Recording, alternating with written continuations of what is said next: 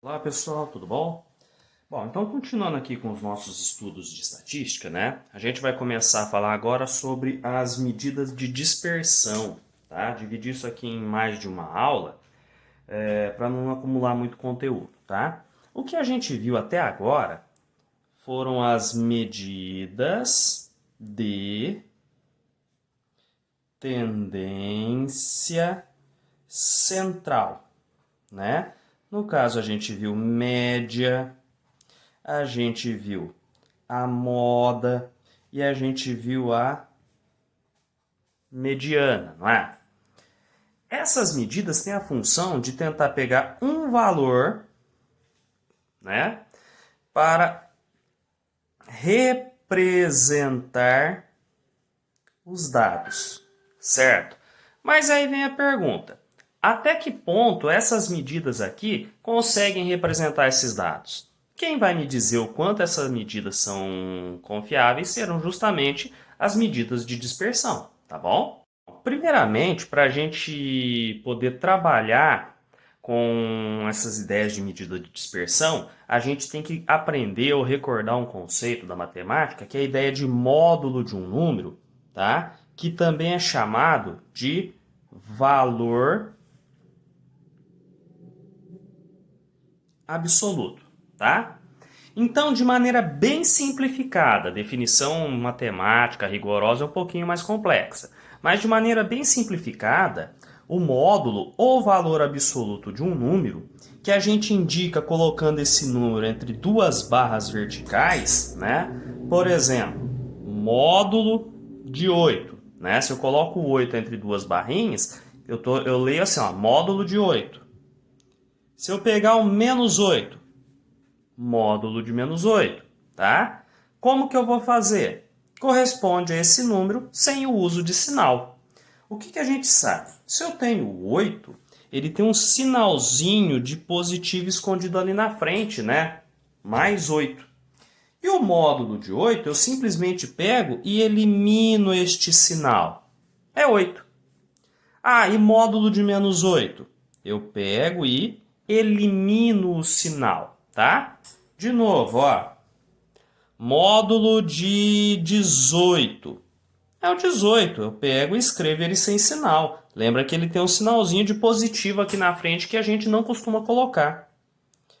Módulo de menos 18 é 18 também, certo? E eu posso fazer também com cálculo, ó. Módulo de 2 mais 5. 2 mais 5, pessoal, eu sei que é 7, não é? Então, o módulo de 2 mais 5 é a mesma coisa de módulo de 7, que é 7. Esqueço ele. E se eu tiver módulo de, por exemplo, 2 menos 5? A gente sabe que 2 menos 5 é menos 3, né? Tenho 2 e devo 5, fico devendo 3. E o módulo de um número é um número sem o sinal. Tá bom? Isso aqui a gente tem que ter bastante claro em mente, tá? Agora que a gente viu aquele pré-requisito, tá? A gente vai entender mais um pouquinho de por que é necessário ter uma medida de dispersão, tá? Então, se eu for fazer algumas considerações, algumas observações sobre as medidas de tendência central, né? A gente vai perceber o seguinte, que essas medidas não são suficientes para eu caracterizar, para eu explicar completamente uma sequência de dados, tá? Vamos dar um exemplo aqui de dois empregados de uma empresa, tá bom? Eu vejo o seguinte, a produção diária de um certo empregado A. No primeiro dia ele fez 70 peças, 71 peças, 69, 70 e 70 peças. Já do empregado B, ele fez 60 num dia, 80 peças no outro, 70 no outro, 62 e depois 83, tá? Uma maneira que a gente pode ver qual empregado é mais produtivo é calcular a média de produção de cada um. Então, para o empregado A, né, a média de produção dele eu vou pegar e somar quantas peças ele fez, tá? Deixa eu dobrar o papel aqui para a gente poder enxergar melhor. Então, repara, o empregado A fez 70 peças num dia, 71 no outro dia, 69 no outro dia 70 peças no outro dia e 70 no último dia. E a gente ficou 1, 2, 3, 4, 5 dias verificando essa produção dele, né? Então eu vou pegar aqui a minha calculadora e fazer a conta, ó. 70 mais 71 mais 69 mais 70 com mais 70. Isso aqui deu 350, que eu vou dividir por 5, tá? Então, a média de produção do meu empregado, 350 dividido por 5, vai dar 70 peças por dia, em média, certo? Agora vamos ver a média do empregado B, ó. Então, X barra para o empregado B. Então, ele fez 60 peças no primeiro dia, 80 peças no segundo, mais 70 peças no terceiro, 62 peças no quarto dia, 83 peças no quinto dia, eu tive 5 dias de observação, né? Se eu vier aqui e somar a quantidade de peças que ele produziu, foi 60, mais 80, mais 70, mais 62, mais 83, deu 355 dividido por 5. Então, X barra é igual, se eu dividir isso aqui por 5, esse empregado B produziu, em média, 71 peças por dia, correto? Então, qual é a impressão que eu tenho no início? Que o empregado B, por produzir uma média de 71 peças diárias, foi mais produtivo do que o empregado A, não é? Mas será que isso é verdade? Então, o empregado A produziu 70 peças por dia, não é? E o empregado B, 71 peças por dia, correto? O primeiro pensamento que a gente tem é o seguinte: como a média de produção do empregado B foi maior do que a média de produção do empregado A, o empregado B teria sido mais produtivo do que o empregado A, não é? Será que essa análise está correta? Vamos dar uma olhada aqui de novo na produção deles, ó. Repara que o empregado A produziu aqui 70, 71, 69, 70, 70. Repara que os valores de produção dele estiveram tudo próximos um dos outros, não é? Já o empregado B, ó, num dia fez 60, no outro dia ligou no 220, lá produziu 80, depois caiu para 70, veio para 62, subiu para 83. Repara o seguinte, o meu empregado A foi mais constante na sua produção, certo? Enquanto que o empregado B foi mais oscilante, ó. O empregado A, as produções dele estiveram bem próximas. Já o empregado B oscilou. Teve dia que produziu muito pouco, teve dia que produziu muito, tá? E por isso que acabou dando essa média do empregado B maior que a média do empregado A. Então, analisando isso aqui, o que a gente conclui? Apesar da média do empregado A ter sido menor, né? Ele produziu em média 70 peças por dia, ele foi o mais produtivo. Ele é o que interessa mais para a empresa. Por quê? Se eu tiver uma produção em série, né, várias peças sendo produzidas direto, seria antieconômico ter uma variabilidade no material ou peça produzida, não é? Eu não teria uma garantia de conseguir manter aquele ritmo de produção. O empregado B foi muito inconstante, já o empregado A foi mais constante. Conclusão, ele acaba sendo mais produtivo. Tudo bem? Vamos ver um outro exemplo disso daqui, ó. Calcular a média das seguintes séries de dados. Então, eu tenho essa série de dados, esse conjunto de dados, que eu chamei de X, não é?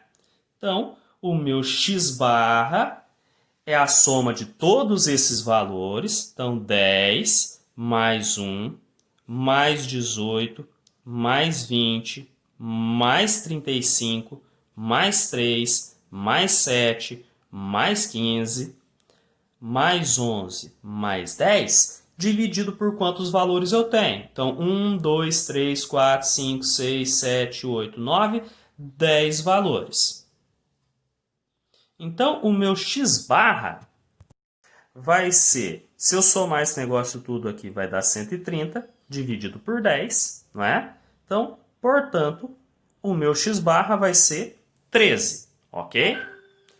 O meu y barra, né? Porque aqui é a média dos valores da variável y. Vai ser o quê? 12 mais 13, mais 13, mais 14, mais 12, mais 14, mais 12, mais 14, mais 13, mais 13.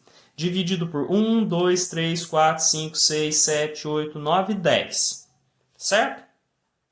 O meu y barra vai ficar, se eu somar esse negócio todo, 130 dividido por 10, portanto, a média dos valores da variável y também deu 13, certo? E aqui eu tenho uma variável z. Calculando a média dele, né, fazendo um z barra, vai ser 13 mais 13 mais 13 mais 13. Repara que eu tenho 1, 2, 3, 4, 5, 6, 7, 8, 9, 10 números 13, né? Então, 1, 2, 3, 4, 5, 6, 7, 8, 9, 10 valores da variável z dividido por 10. O meu z barra vai ser 130 por 13, portanto, o meu z barra também deu 13, né? O que a gente percebe? Mesmo tendo valores diferentes nas minhas séries de dados, né, no meu conjunto de dados, todos eles, neste caso aqui, ó, possuem a mesma média, correto? Aí a minha pergunta é, será que essa média 13 aqui consegue ser um valor significativo para todas essas situações? Bom, todas as séries, né, minha conclusão é o seguinte, todas as séries têm a mesma média. Só que do ponto de vista da variabilidade, ou seja, o quanto estes valores vão variando, vão mudando, as sequências são completamente distintas, né? A sequência Z é diferente da Y, que é diferente da X. Na sequência Z, não há variabilidade de dados. Por quê? Todos os valores que eu tenho é 13, né? Era 13, 13, 13, 13 e por aí vai. Ou seja, a média é tudo igual, não tem o que mudar. Já na minha variável y, apesar de eu ter alguns elementos da série levemente diferenciados de 13, né? Lembra que eles oscilam entre 12 e 14, né? O menor número é o 12 e o maior número é o 14. Então não tem tanta fuga assim da minha média. A média 13 representa muito bem essa série, tá? Já na minha série X, eu vou até mostrar ela aqui de novo, repara que eu tenho muitos elementos bastante diferenciados da média 13. Ó.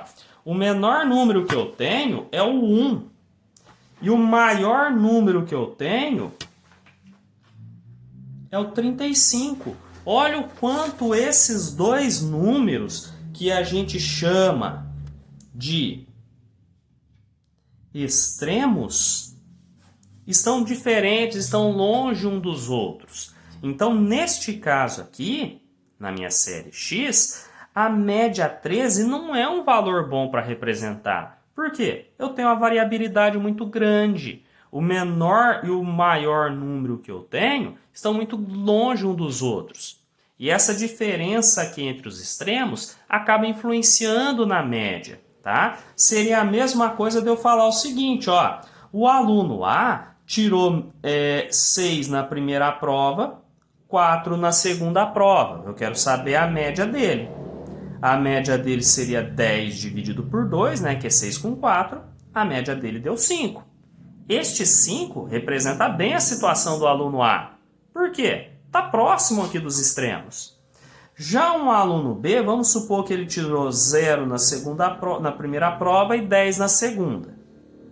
0 mais 10 é 10, que na hora que eu dividi por 10 deu 5. Repara que a média desse aluno aqui também é 5, não é? Só que não é um valor que representa muito bem essa série. Por quê? A menor nota e a maior nota estão muito longe uma das outras. Então o 5 não representa muito bem a situação deste aluno. Tá certo? Diante disso, né, disso que a gente percebeu, é necessário a gente encontrar outras medidas que me mostrem o seguinte: o quanto essa média é representativa, ou seja, o quanto essa média é válida para representar os meus valores, os meus dados, tá? E foi dessa necessidade que surgiram as medidas de dispersão, tá? Dispersão é o seguinte, me mostrar o quanto eu estou longe de alguma coisa. Existem várias medidas de dispersão. Aquelas que a gente vai trabalhar são a amplitude total, o desvio médio simples, a variância e o desvio padrão, tá? Neste vídeo nós vamos conhecer essas duas aqui, a amplitude total e o desvio médio simples, tá certo? A amplitude total, que a gente chama de AT, né, um A com Tzinho embaixo, é o seguinte: a diferença entre o maior e o menor valor da sequência de dados. Tá? Se eu voltar lá no meu exemplo da variável x, da variável y e da variável z, tá? Olha como é que fica a amplitude total. A amplitude total eu vou fazer o maior valor que eu tenho menos o menor. Então, se eu tiver a minha série de dados x, a amplitude total dela vai ser o quê? O maior valor a gente viu que era o 35 e o menor valor era o 1, não é?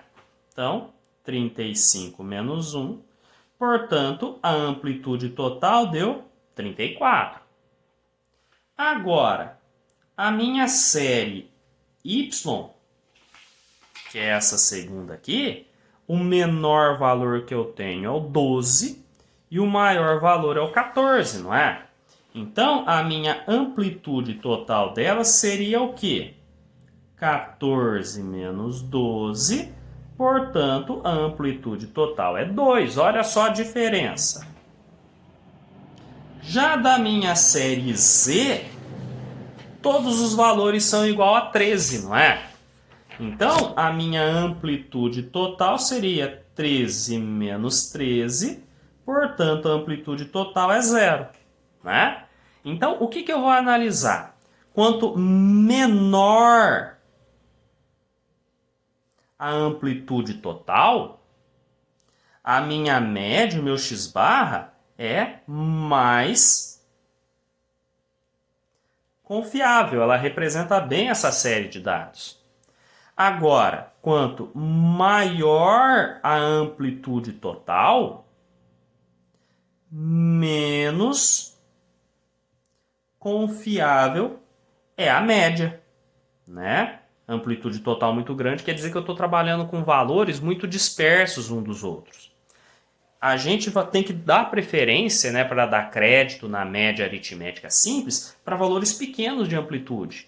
Repara que aqui, ó, a amplitude total deu 2. Então, essa média que eu obtive lá da série D lá atrás é uma média confiável. Tudo bem?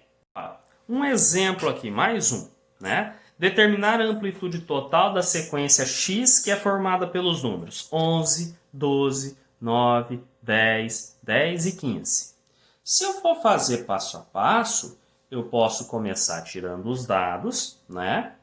Olhar que o meu valor mínimo, né, o meu x mínimo, é o 9.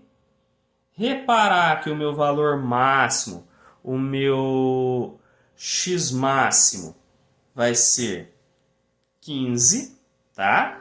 E a minha amplitude total vai ser a diferença do x máximo menos o x mínimo.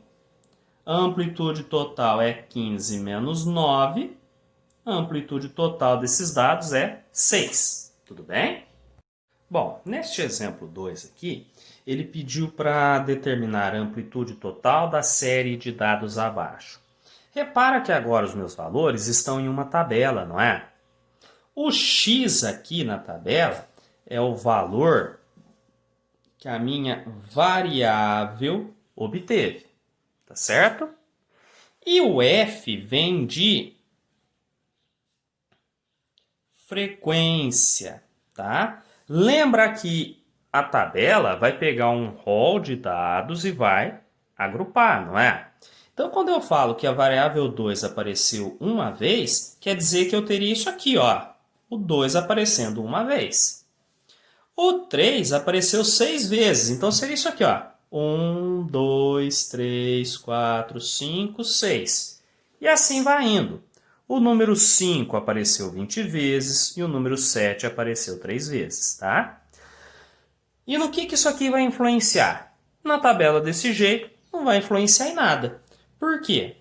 Para eu poder encontrar a amplitude total, eu preciso apenas do valor máximo e do valor mínimo na minha série. O valor máximo é o 7, né? É o maior número, o maior resultado que eu obtive. E o meu x mínimo, que é o menor resultado, a menor resposta que eu obtive, é o 2. Então, só isso, né? Então, para eu encontrar a amplitude total, eu vou fazer valor máximo menos o valor mínimo, né? Maior valor, tiro o menor. Então, a amplitude total vai ser 7 menos 2. A amplitude total é 5. Tudo bem? Bom, apesar de ser um valor fácil de ser calculado, né? Por só depender de dois valores, ele tem pouca sensibilidade estatística, né? A amplitude total é um valor, é uma medida fraca, por assim dizer. Por quê? Quando eu pego apenas o x máximo e pego apenas o x mínimo, né, o maior valor e o menor valor, todo mundo que se encontra entre esses dois valores, né, todos os valores intermediários, eu não uso, né? Todos esses valores intermediários, que estão entre o menor e o maior valor, eles são basicamente descartados, tá? E a gente tem que se lembrar que para calcular a média, eu não vou pegar apenas o maior e o menor, eu vou usar todo mundo, não é? Como eu tenho aqui uma medida estatística que descarta os valores intermediários, ela é uma medida fraca, tá? A sensibilidade estatística dela é fraca, tá bom? Para poder minimizar isso, a gente tem outras medidas, dentre elas o desvio em relação à média, tá? Esse desvio em relação à média, eu vou trabalhar com todos os valores que eu tenho, tudo bem? Com todo mundo. Então, o desvio em relação à média me mostra o seguinte, o quanto cada um desses carinhas aqui está distante da média. Então, por exemplo, determinar o desvio dos seguintes valores em relação à sua média. Então, o que vai acontecer? Primeiro passo, né? Eu tenho que calcular a média. Então, a média eu vou pegar e somar esses carinhas, 2 mais 8 mais 5 mais 6, e dividir por quantos números eu tenho, não é? Então, x barra vai ser, pegando aqui o help da minha calculadora, 2 mais 8 mais 5 mais 6, isso aqui vai dar 21, que eu vou dividir por 4. Então, portanto, a média vai ser 21 dividido por 4, que vai dar 5,25, tá? Como eu tenho que trabalhar em relação à média, a primeira coisa que eu faço é ela. Segundo passo, agora que eu venho para o desvio, tá? Então, o quanto que este 2 aqui está longe da média? Então, eu vou pegar o 2 menos 5,25. Ah, professor, não era o 5,25 menos o 2? Não. É o valor que eu tenho da série menos a média, tá? Se eu fizer 2 menos, pegar aqui na calculadora, 5,25, repara que vai dar menos 3,25, não é? O que isso aqui significa? Se eu pegar e colocar os números aqui numa reta, a média está aqui, certo? O 2 está aqui, quer dizer que o 2 está antes da média. Falta 3,25 para o 2 poder chegar na média, tá? Então o negativo me mostra que o número é menor do que a média. Quanto? 3,25, tá? Agora olha esse cara aqui, 8 menos 5,25. Se eu fizer 8 menos 5,25, vai dar 2,75. Se eu voltar aqui no meu esqueminha, o 8, como deu um desvio positivo, ele está lá na frente, quer dizer que ele é 2,75 maior do que a média. Então, repara, desvio negativo me mostra que o número que eu estou pegando é menor do que a média. É quanto falta para ele chegar na média. Se o desvio dá positivo, quer dizer que o número que eu estou trabalhando é maior do que a média.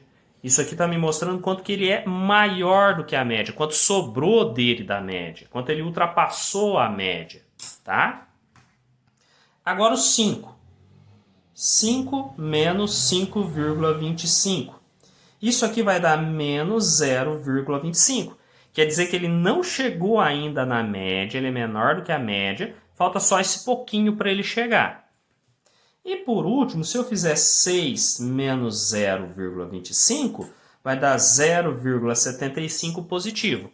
Quer dizer que o 6 está para frente da média, essa quantidade, tá? O que esse desvio individual vai me mostrar? Quanto maior o valor do desvio, mais longe eu estou da média.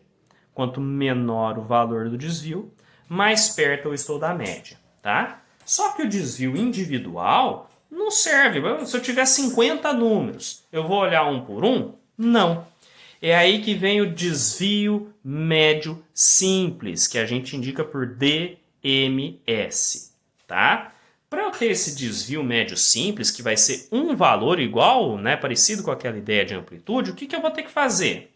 Fazer a média dos módulos dos desvios individuais em relação à média. Não entendi nada.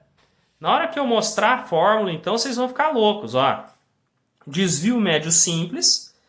Lembra que esse sigma aqui é o meu somatório, né? Quer dizer que eu vou ter que somar todo mundo. Olha a barrinha do módulo aqui que eu falei para vocês que era importante vocês conhecerem. X menos x barra dividido por n, tá? Então, o que eu tenho que fazer? Pegar valor por valor da minha série e subtrair a média. É o que eu fiz aqui, ó. É o que eu fiz aqui. Depois, extrair o módulo. Lembra que o módulo é só tirar o sinal. Somar todo mundo e dividir por quantos valores eu tenho, tá bom? Por que eu tenho que usar o módulo? Uma justificativa é o seguinte: se eu somar os desvios sem eliminar o sinal, o valor vai ser zero. Olha este caso aqui que a gente calculou. O primeiro valor que eu tenho é menos 3,25. Meu primeiro desvio está aqui, ó. O segundo desvio, mais 2,75, mais o próximo desvio é menos 0,25, então a gente vai ter que lembrar a regra de sinal aqui, mais 0,75, né? Então isso aqui vai dar 3,25 mais 2,75. Eu lembro que se eu fizer regrinha de sinal positivo com negativo, fica menos 0,25 mais 0,75. Se eu fizer essa continha, vai dar zero, né? Por que dá o zero? O que faltou para um foi compensado pelo que sobrou do outro. Então, no final, essa soma toda aqui dá zero, porque eu cheguei na média, tá? Mas se eu for pegar e fazer 0 dividido por 4, por que 4? porque eu tenho 1, 2, 3, 4 valores, vai dar 0. E aí não vai me representar nada, tudo bem? Então eu vou pegar aqui uma folha extra, né, para poder encontrar o desvio médio simples destes valores aqui e me mostrar o quanto que essa média é confiável ou não, tá? Então o que é a primeira coisa? Peguei todos os valores, né? O primeiro desvio é menos 3,25, que a gente tem aqui. O segundo desvio é 2,75. O terceiro desvio é menos 0,25. E o último desvio, 0,75, não é? Então, fiz isso. Eu vou ter que pegar e tirar o módulo de cada um destes valores, ó. Estou colocando as barrinhas aqui verticais, não é? O que significa o módulo mesmo? Número sem o sinal. Então, o módulo de menos 3,25 é 3,25 positivo. Módulo de 2,75 é 2,75, número sem sinal. Módulo de 0,25 negativo é 0,25 positivo. E módulo de 0,75 é o próprio 0,75. Tudo bem? Isso aqui, ó, é aquela parte que a gente indicou na formulazinha do módulo de x menos x barra, tá? Essa aqui é aquela parte. Número menos a média, ignora o sinal. Número menos média, ignora o sinal, tá? O meu desvio médio simples, olha a fórmula. Somatório de número menos a média, dividido por quantos valores eu tenho. Então, meu desvio médio simples, lembra que o sigma de somatório quer dizer que eu vou somar todo mundo. Então, ó, 3,25 mais 2,75 mais 0,25 mais 0,75, isso aqui eu divido por 4. Repara que os números negativos sumiram, né? Então, o meu desvio médio simples vai ser igual, vou pegar aqui a ajuda da calculadora novamente, né? Então, eu vou ter que calcular aqui 3,25 mais 2,75 mais 0,25 mais 0,75. Então, isso aqui vai dar 7 dividido por 4. Então, o meu desvio, deixa eu pôr o papel aqui, médio simples dessa série de dados vai ficar 7 dividido por 4, 1,75, tá? Então, o desvio médio é isso aqui. O que eu quero para poder garantir que a minha série de dados seja confiável? Um valor pequeno, tá? Como esse valor não é lá muito grande, ele pode até ser confiável, tudo bem? Então vamos agora para um segundo exemplo, tá? Esse aqui caiu no vestibular da Unicamp, eu peguei aqui e foi feita uma adaptação, tá? Então a questão está assim. Os dados a seguir foram obtidos em indivíduos contaminados pelo veneno de certo tipo de inseto e submetidos a um tratamento. A variável de interesse, que o cara chamou de recup, né, é definida como o tempo em horas entre a administração do tratamento e a recuperação do indivíduo, né? Então, o tratamento foi aplicado aqui. Aqui, o indivíduo já está totalmente recuperado. O tempo que demorou é a variável recup, certo? Então, eu tenho estes valores aqui para o recup. 3 horas, 20 horas, 20 horas, 10, 4, tá. A pergunta é, qual é o desvio médio com até 2 casas decimais, tá? Bom, se eu vou calcular o desvio médio, eu tenho que ir por etapas. Então, a primeira etapa vai ser o cálculo da média, tá? Que média que é essa? A média de tempo de recuperação desses pacientes. Então, o meu x barra vai ser a soma de todo mundo, ó, 3 mais 20 mais 20, mais 10, mais 4, mais 10, mais 10, mais 3, mais 12, mais 8, mais 5, mais 1. Ih, não deu espaço aqui, vou continuar aqui embaixo. Mais 3, mais 3, mais 8. Essa coisa toda aqui dividido por 1, 2, 3, 4, 5, 6, 7, 8, 9, 10, 11, 12, 13, 14, 15 pacientes. Tudo bem? Então, o meu x barra vai ser, se eu somar esse negócio todo aqui dá 120, dividido por 15, portanto, x barra vai ser 120 dividido por 15, 8 horas, né? Então, isso aqui quer dizer o seguinte, os pacientes ali levaram, em média, 8 horas para se recuperar. Aí vem a pergunta, será que essa média é confiável? Vamos ver. Se eu quero o desvio médio, o próximo passo, né, a segunda etapa, é eu pegar e encontrar os módulos dos desvios. Ou seja, eu tenho que olhar para cada um desses valores individuais aqui, o quanto ele está longe do meu desvio, o quanto ele está longe da minha média. Então, ó, primeiro valor já vou calcular a média direto. 3 horas menos 8.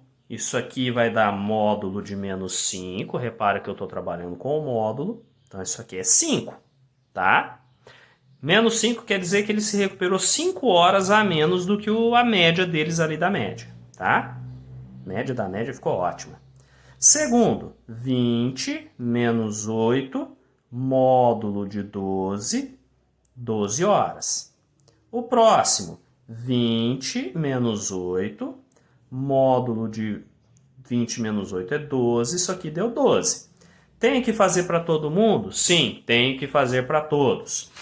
O próximo aqui, 10 menos 8, 10 menos 8 é 2, módulo de 2 é 2.